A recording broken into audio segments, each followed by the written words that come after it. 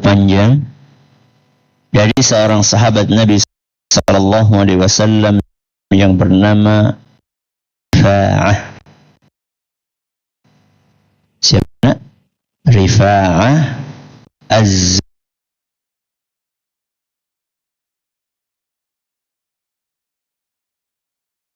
siapa? Rifa'ah Az-Zuraqi radhiyallahu anhu. Kisahnya saat Nabi sallallahu alaihi wasallam dan para sahabatnya menang di awal perang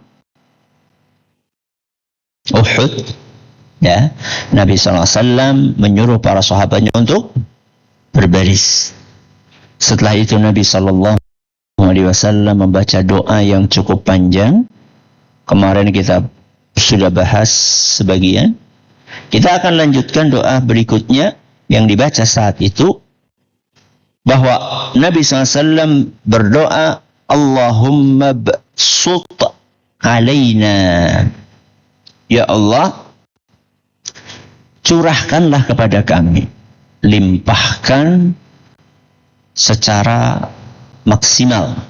Ubsut wasi' wa kathir, artinya adalah luaskan, curahkan dengan banyak. Apa yang diminta oleh Nabi sallallahu alaihi wasallam kepada Allah?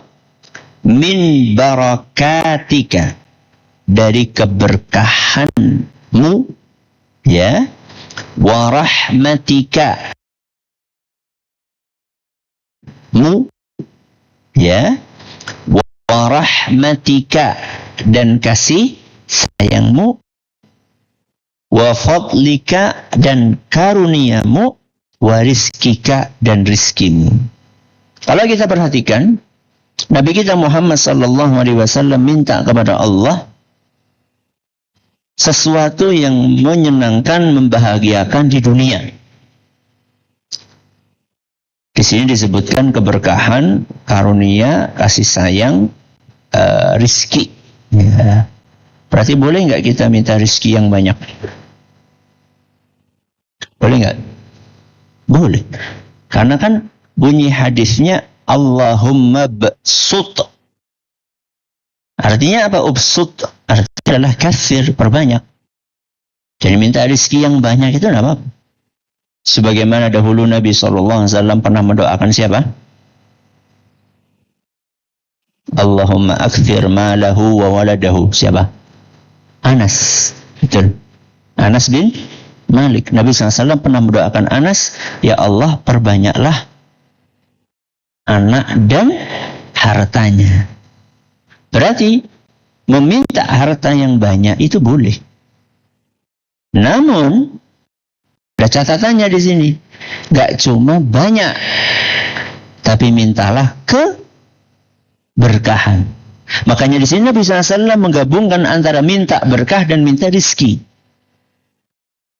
Yang lebih simpel adalah doa yang kita baca setiap pagi. Apa coba?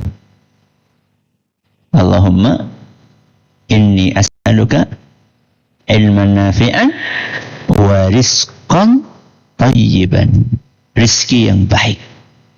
Ya, simpel doa tersebut. Bisa dijabarkan dengan apa yang tadi kita baca, yaitu rizki yang banyak dan juga rizki yang berkah. Gak cuma sekedar banyak, karena banyak belum tentu berkah. Ini salah satu aspek yang mendatangkan kebahagiaan di dunia. Keberkahan, rizki, karunia, rahmat dari Allah Subhanahu wa ta'ala. Setelah itu Nabi SAW melanjutkan doa apa? Allahumma inni as'aluka na'imal muqim. Ya Allah, aku mohon kepadamu kenikmatan yang abadi. Alladzi la yahulu wa la yazul.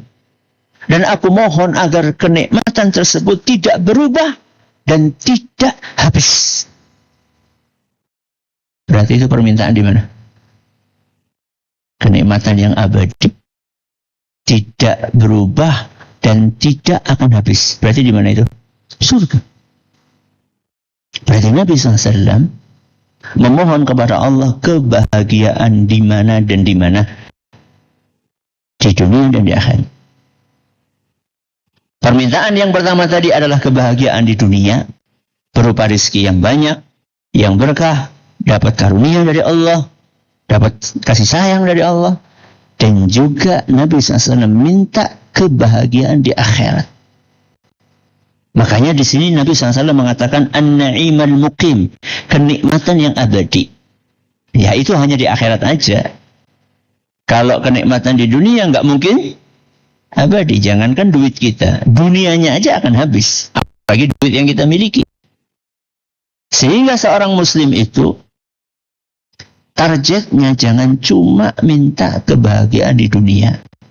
Kenapa? Karena kebahagiaan di dunia ada akhirnya dan akan berubah. Makanya di sini dikatakan oleh Nabi SAW ketika minta kenikmatan di akhirat, la yahul, tidak akan berubah. Berbeda dengan kenikmatan di dunia. Punya anak, punya istri, punya kesehatan, nikmat atau bukan? Tapi apakah itu nggak akan berubah? Pasti berubah. Kenapa? Karena kesehatan akan diselingi dengan sakit. Kita punya anak, punya istri, ada saatnya berpisah. Berpisah untuk waktu yang sesaat atau untuk waktu yang lama. Dua-duanya. Berpisah sesaat ketika kalian anak-anakku nanti masuk pondok berpisah sama orang tua. Para santri sekarang berpisah dari orang tua. Itu latihan berpisah sebelum berpisah seterusnya. Yaitu saat salah satu di antara kita meninggal dunia. Jadi kenikmatan di dunia itu akan berubah. Yang kaya bisa jadi miskin. Yang sehat bisa jadi sakit. Yang kuat bisa jadi lemah. Yang berkumpul dengan orang-orang yang kita cintai bisa berpisah. Entah itu berpisah sesaat atau selamanya. Itulah kenikmatan dunia. Maka jangan berhenti cuma minta kenikmatan dunia. Karena itu fana. Fana itu akan habis. Tapi selain minta kenikmatan dunia, lebih fokuslah untuk minta kenikmatan di akhirat. Kenapa? Karena kenikmatan di akhirat la yahul, tidak akan berubah. Sehat ya sehat terus di surga. Bahagia bahagia terus di surga. Bahkan di surga kita nggak akan pernah tidur. Kita akan terus menikmati semua kenikmatan yang ada di dalamnya. Makan-makan terus, nggak ada kenyangnya. Ya. Minum-minum terus, nggak ada kembung. Ya. Dan nggak ada yang harus dibuang, BAB, BAK, nggak ada. Satu-satunya pembuangan itu hanya lewat keringat. Dan keringatnya pun bau seperti bau misk. Itulah kenikmatan yang kekal abadi. Oke, mau bertanya? Pertanyaan pertama. Apa artinya an-na'imal muqim? Musa. Ya Allah, lapangkanlah untukku an-na'imal muqim. lapangan untuk kami berkahmu. Bukan. Isam. An-na'imal muqim.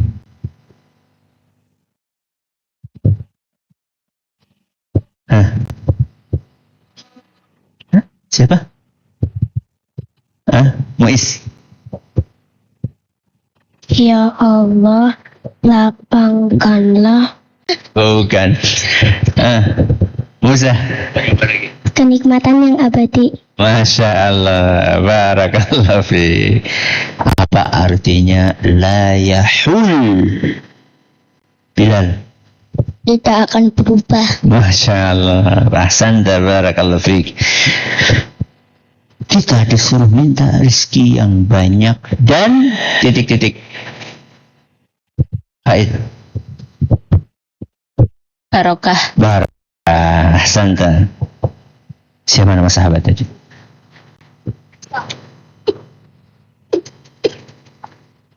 Luqman. Ifa'ah. Rifa'ah. Umar. Azuraki. Az-Zuraki radhiyallahu anhu. Barakallahu fiik. Yang dapat hadiah. Kan udah. Emang ada lagi? Bonus. Nomor hadis.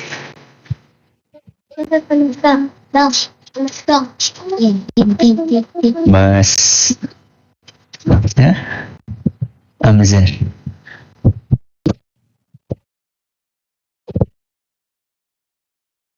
Nama 99. Masya Allah, barakallahu fiik. Bab apa?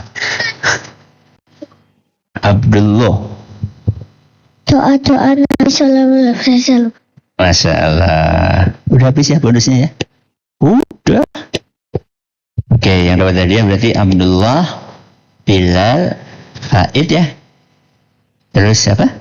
Amzar, Luqman, Musa.